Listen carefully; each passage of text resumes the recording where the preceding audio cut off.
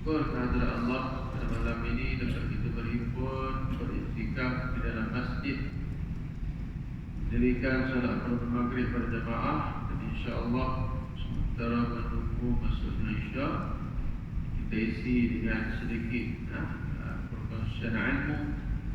Mudah-mudahan Allah Subhanahu Wa Taala kurniakan kepada kita ilmu pengetahuan yang berkah, pemahaman yang sahih dan tepat, serta hidayah dan taufik kepada kita untuk istiqamah dalam beramal ibadah. Mulailah kita mulakan dengan umul kitab Al-Fatihah. A'udzu billahi minasyaitonir rajim. Bismillahirrahmanirrahim. Alhamdulillahi rabbil alamin. Ar-Rahmanir Rahim. Maliki yaumiddin. Iyyaka na'budu wa iyyaka nasta'in. Ihdinas siratal mustaqim. Siratal ladzina an'amta 'alaihim ghairil maghdubi 'alaihim waladdallin. Amin.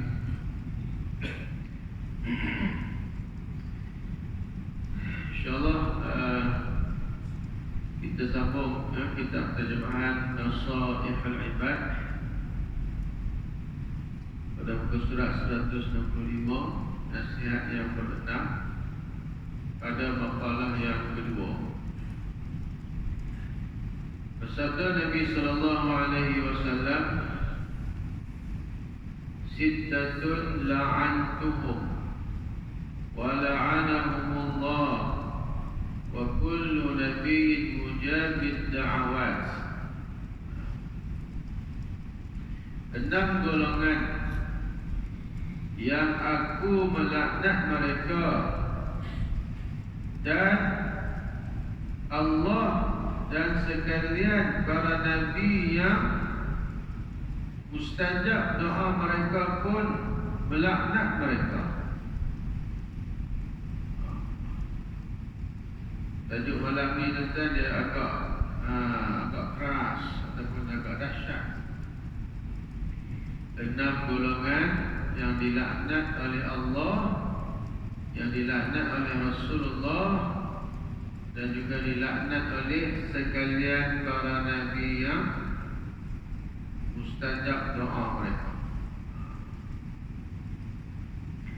Maknanya 6 golongan ini tuan, mereka melakukan satu dosa yang sangat besar sehingga mereka dilaknat oleh Allah, Rasulullah, dan juga sekalian para nabi. Apa maksud laknat? Laknat ni tuan-tuan maksudnya terputus daripada rahmat. Golongan yang dilaknat, golongan yang terputus daripada rahmat, golongan yang dikutuk, golongan yang dibenci. Oleh siapa? Oleh Allah, Rasulullah, dan juga sekalian para nabi. Ada 6 golongan yang disebutkan dalam hadis ini. Siapakah golongan yang pertama?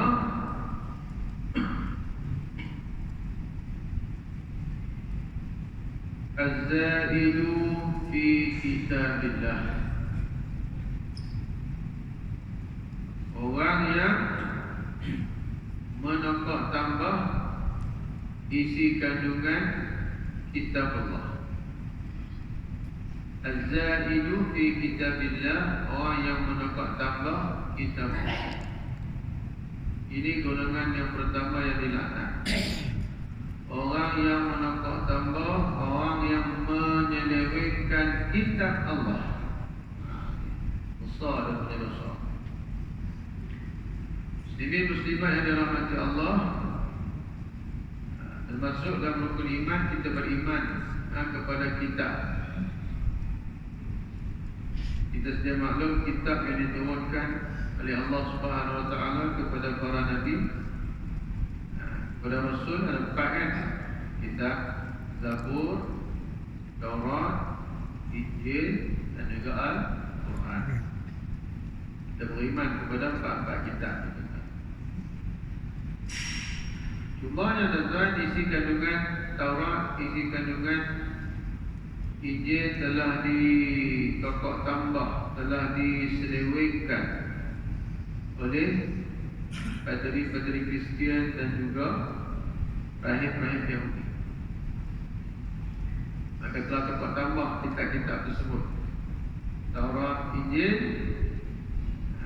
diubah, ditokok tambah berdasarkan kehendak hawa nafsu mereka.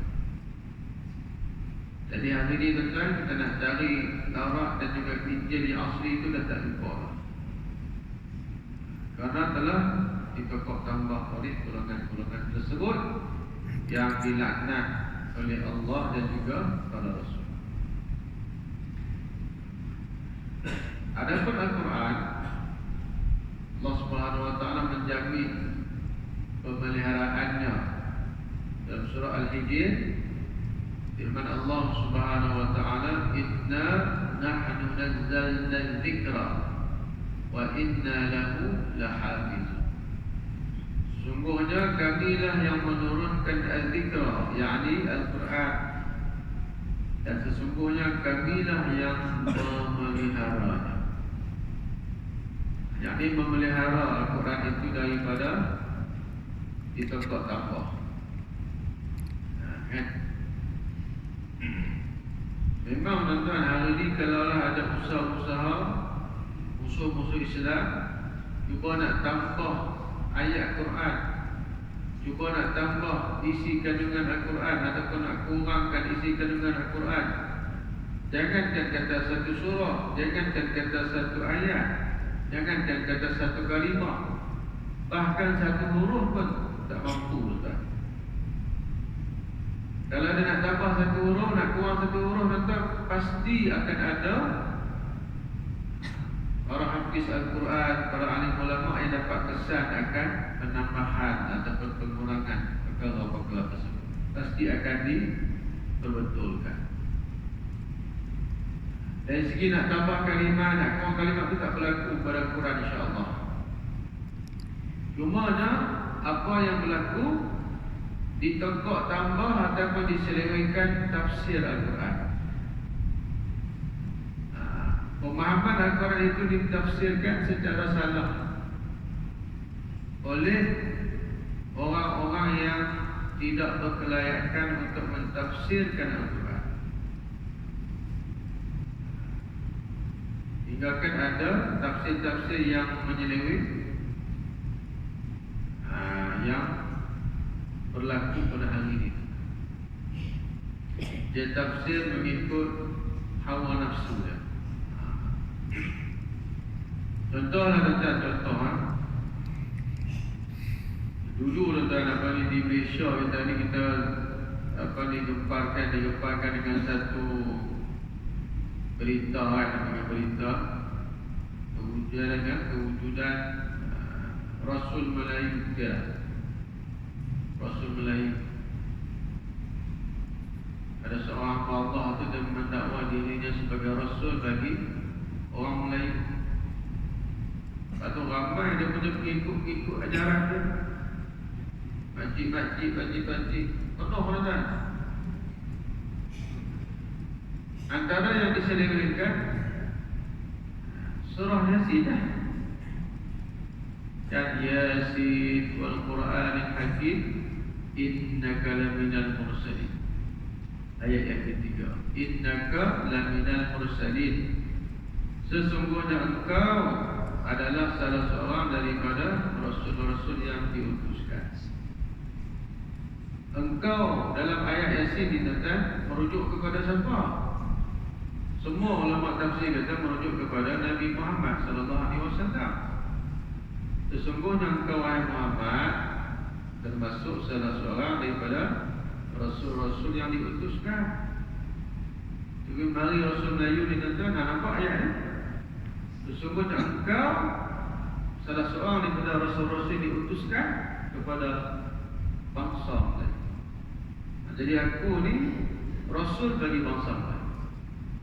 Ini ada ayat Quran. Pengikut pun taksub tuan-tuan, ini rasul ni bukannya wali, tapi Nabi ni Rasul. Ada juga ayat Quran yang diselewengkan oleh ajaran-ajaran yang sesat. Contohnya Aqimis salata li dzikri. Dan surah Taha Allah Subhanahu wa taala berfirman, Aqimis salata li dzikri. Dan jadikanlah solat untuk mengingati aku. Dan dirikanlah solat untuk mengingati aku. Sebahagian tunggu ajaran sesat dia tak sembahyang. Maaf pun tak fi. Orang terima siapa tak sembahyang, siapa maaf pun tak fi. Dia kata kalau ayat ni, dan dirikanlah solat untuk mengingati aku.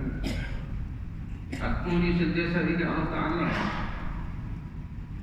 Duduk aku ingat Allah Ta'ala, berdiri aku ingat Allah Ta'ala, bangun aku ingat Allah Ta'ala, jalan aku ingat Allah Ta'ala. Aku ni sentiasa ingat Allah Ta'ala. Jadi aku tak perlu lagi sembahyang. Sembahyang untuk siapa? Untuk orang tadi lah. Orang tak ingat Allah Ta'ala ni. Nak kena sembahyang orang tak ingat Allah Ta'ala. Dia pergi kono kat tuan-tuan. Tak sembahyang. Banyak lagi lah tuan-tuan, penyelewengan daripada tafsir Al-Quran. Orang yang menyelewengkan tafsir Al-Quran. Ini golongan yang dilaknat oleh Allah dan juga Rasulullah dan juga sekalian. Golongan yang kedua yang dilaknat, yang disebut dalam hadis ini juga, iaitulah wal mukadzibu bi qadarillahi ta'ala, iaitu orang yang berdusta, orang yang mendustakan qadarullah. Orang yang mendustakan takdir, orang yang mendustakan ketentuan Allah Subhanahu wa taala, qadar. Yang nombor dua ni pun bahaya juga.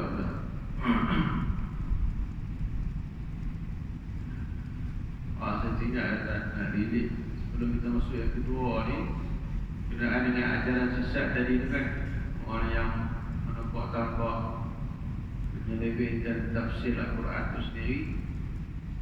Macam hari ni, sehari dua hari orang heboh dengan ajaran sesat Sihak. Betul tak? Sihak kan, ikut dia tu viral kan, buat live dan sebagainya. Dia mengisytiharkan dia punya ajaran dia tu. Apa ajarannya? Sihak ni yang sesatnya, dia dakwa mana tu? Dia dakwa Muhammad itu sebagai Tuhan. Betul tak? Kita mau tengok kan video ni kan, Muhammad itu sebagai Tuhan. Tuhan itu adalah Muhammad. Siap mengaku lagi dalam video tu kan. Antara tafsir yang dipalingkan surah Qul huwallahu ahad. Qul huwallahu ahad.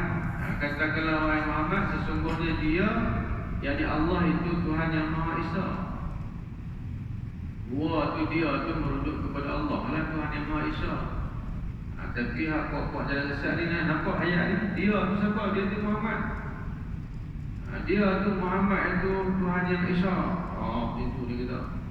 Lam yalid wa lam yulad. Dia tu siapa? Muhammad tu tidak beranak dan juga tidak diperanakkan. Dia tak diselewengkan dengan, patutnya merujuk kepada Allah tapi dipalingkan kepada Nabi Muhammad sallallahu alaihi wasallam. Dia mengangkat darjat kenabian itu kepada darjat ketuhanan. Ini juga kesesatan yang berlaku. Dalam video tu datang budak-budak apa tu? Remaja-remaja sekolah besar, aku bisa nampak ramai-ramai ni. Belum dengar dapat video ramai ni kan. Kami mengikut ajaran Sihak, kami mengakui bahawa Muhammad itu sebagai Tuhan. Sebut satu-satu.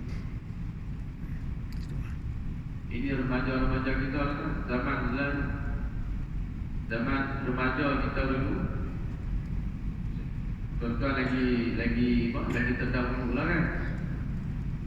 Remaja dulu, zaman-zaman kita sekolah rendah, sekolah menengah dulu, budak-budak nakal juga. Tapi nakal mereka ni tuan-tuan zaman dulu ni dia hanya berbeza dengan luaran sahaja. Mungkin dia lompat pakai sekolah, pelai asrama, sat rokok mungkin, curi rambutan ke, curi buah pelak dan sebagainya, gitu je. Tapi nakal budak lari tuan-tuan dia sampai masuk ke dalam, sampai merosakkan pegangan hati tu. Bahaya.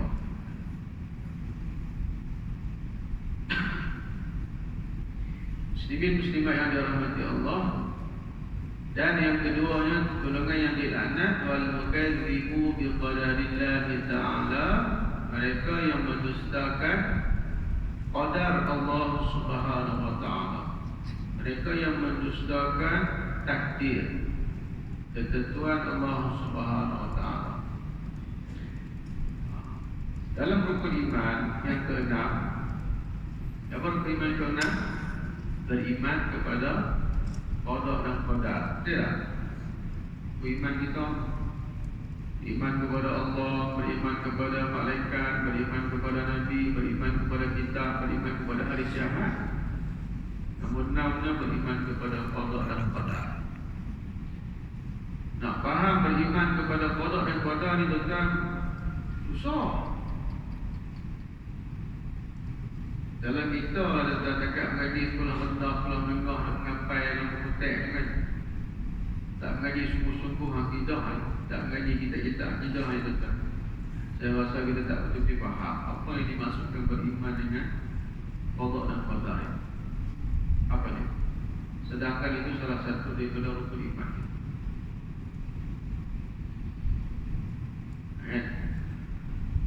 Dalam memahami takdir ni tuan-tuan, daripada zaman dahulu lagi ramai golongan yang terpesong, golongan yang tersesat. Dalam bab takdir ni saja. Dalam bab nak memahami ketentuan Allah Subhanahu wa taala ni, ramai yang salah faham sampai dia tersesat. Dia terkeluar daripada aliran Ahlus Sunnah wal Jamaah. Jadi itulah, jadi sama ada jadi Jabariyah ataupun jadi Qadariyah. Nak memahami qada dan qadar ni tuan, kita kena mendalami ilmu akidah lah kan. Cumanya secara ringkas yang boleh saya sebutkan kat sini tuan, beriman kepada qada dan qadar ni, beriman kepada ketentuan Allah Ta'ala ni, kita meyakini bahawa segala sesuatu itu telah ditetapkan, telah ditentukan oleh Allah Subhanahu wa taala sejak azali. Tidak. Segala sesuatu tuan-tuan, semuanya dalam pengetahuan Allah. Semuanya telah ditentukan oleh Allah Subhanahu wa taala sejak azali. Azali maksud apa tuan-tuan? Sejak azali ni, apa maksud azali? Pada waktu ketika mana hanya ada Allah Ta'ala saja. Azali tu, pada waktu tu tuan-tuan, hanya ada Allah Ta'ala saja. Lain pada Allah Ta'ala tak ada lagi. Sebab selain daripada Allah dinamakan makhluk. Sejak hanya ada Allah Ta'ala saja, sejak tu Allah Ta'ala dah tentukan takdir setiap makhluk yang akan dijadikan oleh Allah Subhanahu wa taala.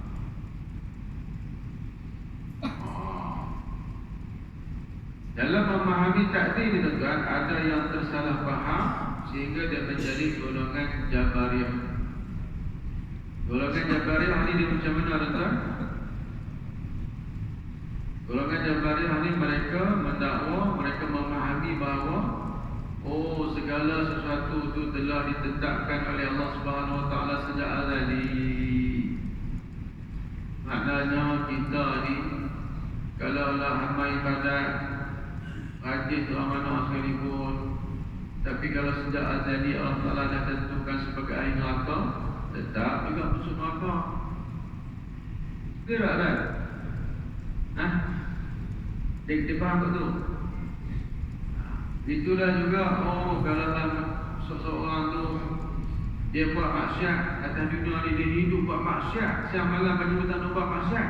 Tapi kalau sejak azali Allah Ta'ala tetapkan dia sebagai penghuni syurga, pasti dia akan masuk syurga.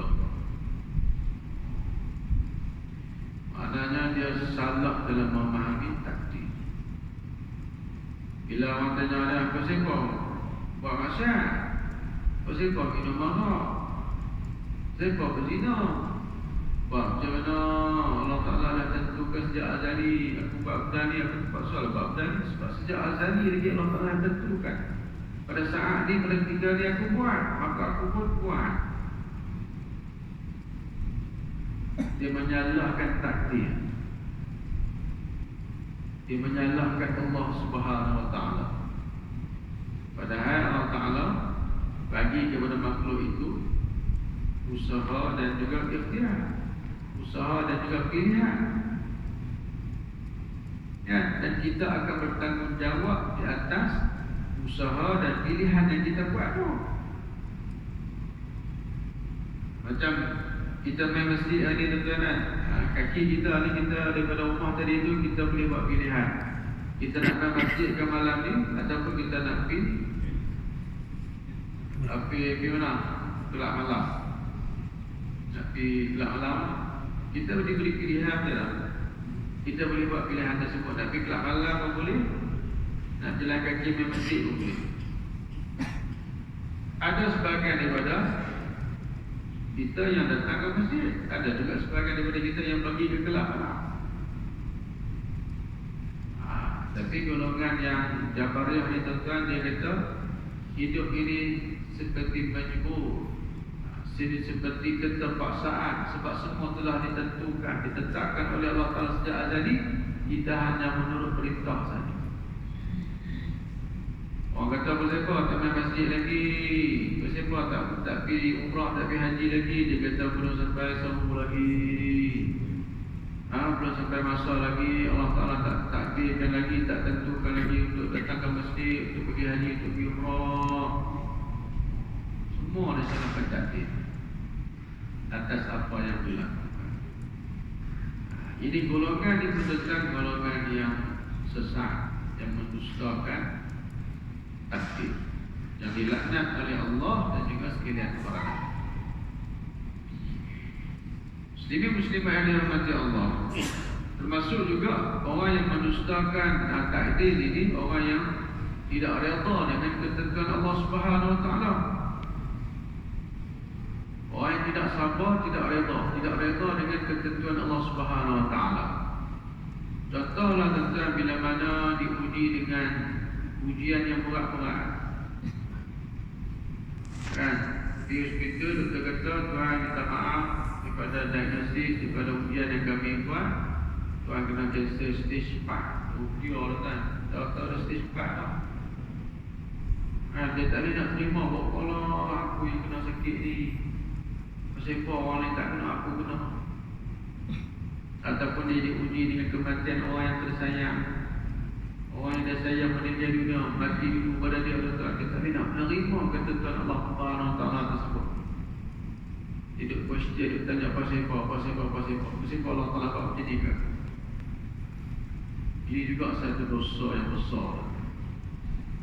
Dalam sebuah hadis qudsi, Allah Subhanahu Wa Ta'ala menyatakan bahawa barang siapa yang tidak sabar atas musibah yang menimpanya, dia tidak bersyukur atas nikmat yang digunakan kepadanya, dan juga dia tidak redha atas ketentuan-ketentuanku, maka carilah Tuhan selain daripada aku. Besarnya orang yang tak redha, tak menerima takdir ketentuan Allah Subhanahu Wa Ta'ala. Itu golongan yang kedua.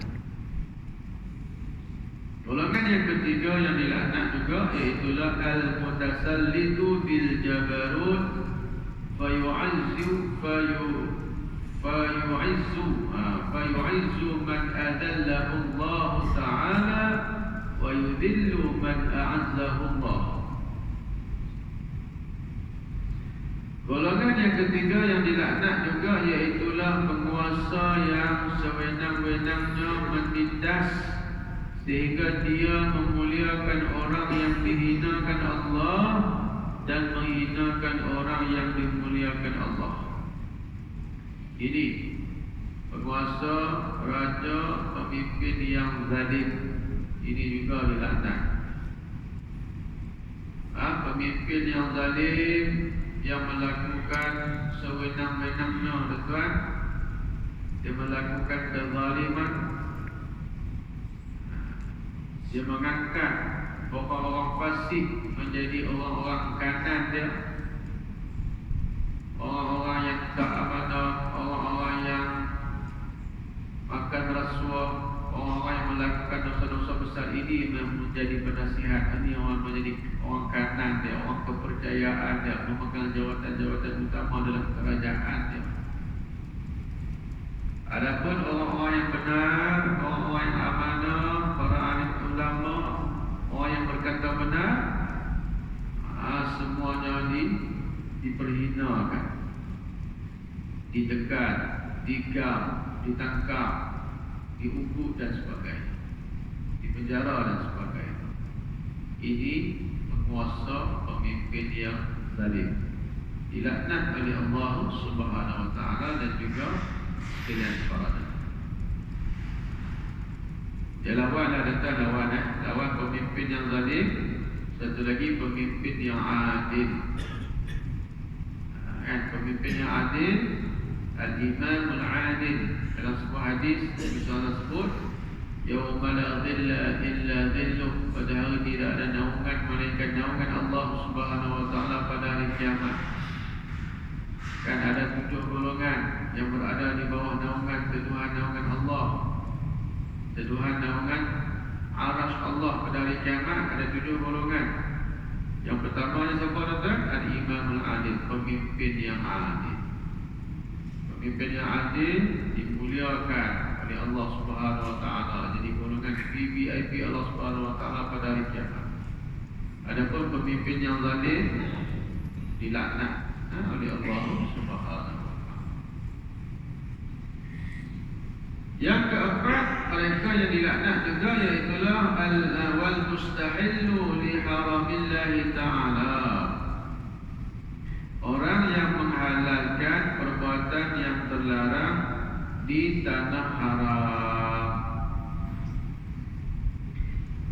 Tanah haram ni di mana? Di Mekah tu lah. Tanah haram, tanah suci Mekah. Haram kan? Tanah suci Mekah lah. Tanah suci Mekah ni tuan-tuan, tanah haram Mekah ni dia istimewa. Dia ada pantang larang. Maknanya tuan-tuan, sebelum kelahiran Rasulullah lagi, maknanya sejak zaman jahiliyah lagi, orang Arab tuan-tuan, mereka memang jaga pantang larang di tanah haram. Ada beberapa perkara tuan-tuan yang mereka takkan sekali-kali buat di tanah haram, jadi di Mekah, kerana mereka menghormati Kaabah yang berada di Mekah. Kan? Antara perkara-perkara yang menjadi larangan berada di tanah haram ini tuan-tuan, yang pertamanya berperang. Tak boleh perang di tanah haram. Masyarakat Arab yang pada zaman jahiliyah ni tuan-tuan terkenal sebagai satu masyarakat yang berpuak-puak, yang ta'assub kepada puak masing-masing. Disebabkan sifat ta'assub mereka itu, mereka saling berperang antara kabilah. Perang ni tuan-tuan macam biasa kan? Dia tak fikir perang. Seminggu sekali kita pergi pasar malam kan? Orang Arab seminggu sekali pergi perang. Biasa perang ni. Tapi bila masuk ke Mekah tuan-tuan, mereka takkan perang. Hormat, ini tanah haram. Sebab tu Mekah ni dia maju. Maknanya dia jadi satu pusat perdagangan yang maju. Sebab apa? Salah satunya sebab dia zon aman. Orang tak berperang di situ. Yang keduanya, pantang larang yang kedua iaitulah dilarang juga berburu. Tak boleh berburu di tanah haram. Dan yang ketiganya, tidak boleh menebang pokok-pokok rempah. Ini semua dihormati, dipatuhi oleh masyarakat Arab. Siapa yang langgar kata larang ni tuan-tuan, dia memang jahat sungguhlah. Dalam sejarah tuan-tuan, ada orang yang berperang di tanah haram ni. Ada orang serang Mekah, ada tak? Ada. Satunya ketika Abraha cuba untuk meruntuhkan Kaabah kan. Dirakamkan peristiwa tersebut dalam surah Al-Fil. Jahat sungguh ni tuan-tuan. Samsing sungguh sampai nak berperang di tanah haram, nak meruntuhkan Kaabah. Dilaknat oleh Allah Subhanahu Wa Taala dan juga para rasul. Kemudian setelah lepas itu tuan, yang mutaakhir lepas kemudian sikit, dalam sejarah Hajjaj bin Yusuf As-Saqafi. Hajjaj bin Yusuf ni selalu dengar nama dia. Hajjaj bin Yusuf As-Saqafi ni dia gubernur Iraq pada zaman Bani Umayyah. Seorang gubernur yang terkenal dengan kezaliman dia. Banyak menumpahkan darah, banyak membunuh manusia-manusia, golongan-golongan yang tidak salah aliran dengan dia. Golongan yang menentang semua dihukum batu. Karena ada tuan, bengit, jahat. Salah satu perkara yang kejahatan yang dia buat tuan, dia pernah kepung Abdullah bin Zubair bin Al-Awwam. Abdullah bin Zubair ni seorang sahabat terkemuka radhiyallahu anhu. Masa tu Abdullah bin Zubair ni tuan-tuan, dia bertahan di Mekah. Hajjaj ni dia kepung Mekah tuan. Dia kepung Mekah, kemudian dikatakan bahawa dia serang Mekah dengan menggunakan manjanik. Manjanik ni meriam zaman dulu. Dia macam plastik peluru tu, tak plastik tu kan. Diletakkan batu besar, kemudian dilepaskan plastik tersebut. Menghujani Makkahul Mukarramah. Ini perang di tanah haram yang berlaku pada zaman Hajjaj bin Yusuf As-Saqafi. Ini pun satu perkara yang sangat-sangat dahsyat, satu dosa yang besar tuan, dilaknat oleh Allah dan juga para rasul. Dan yang ke